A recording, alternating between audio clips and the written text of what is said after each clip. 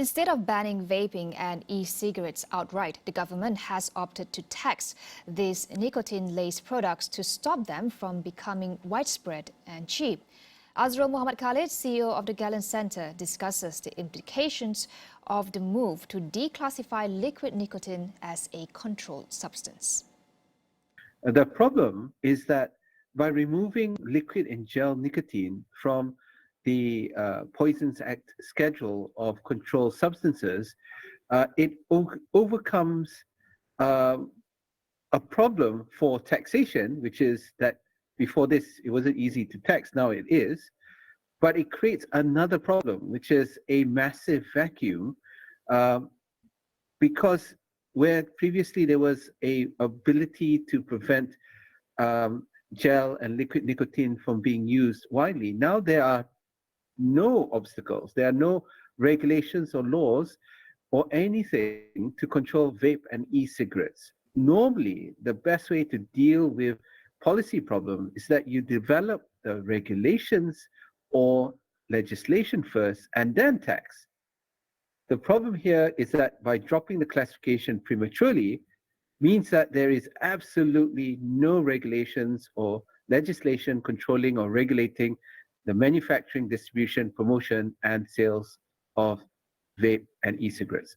That is the impact that we're seeing. And right now, the real world implications, interesting, you can collect tax from these products, but kids, children, and teenagers can also buy vape, nicotine, e-cigarettes, and vape. So, you know, it just doesn't sound right, right?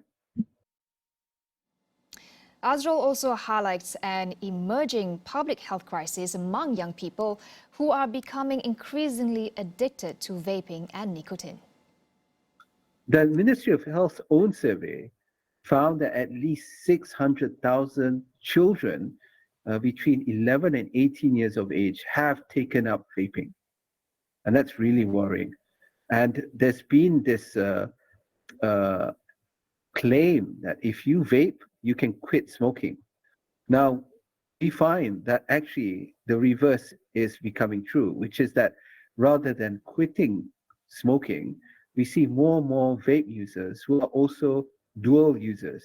They smoke and vape. And these are the guys who are going to quit smoking clinics, and they are increasingly younger, female, and having a difficult time dealing with their addiction. So, you know, we are seeing an emerging crisis here, and it's important that if the government wants to maintain its position on this issue of nicotine vape and e-cigarettes, that it makes it a priority to pass this critical piece of legislation in order for us to be able to protect not only the children, but also the future generation against both cigarettes, tobacco products, as well as vape and e-cigarettes. You know, we have heard the commitment to have this tabled in May. Now, I'm happy to hear that. I'm glad that we've put a deadline as to when we want this to happen. But the question is that we need to address the issue of the lack of political will that were obstacles the last time this was tabled. So, you know, we need to be able to address that and to be realistic about it as well. Because to be honest, you know, May is just like a month or so away, and I don't see yet the political will to agree on making the tough decision to pass this bill. And we need to make sure our MPs do that.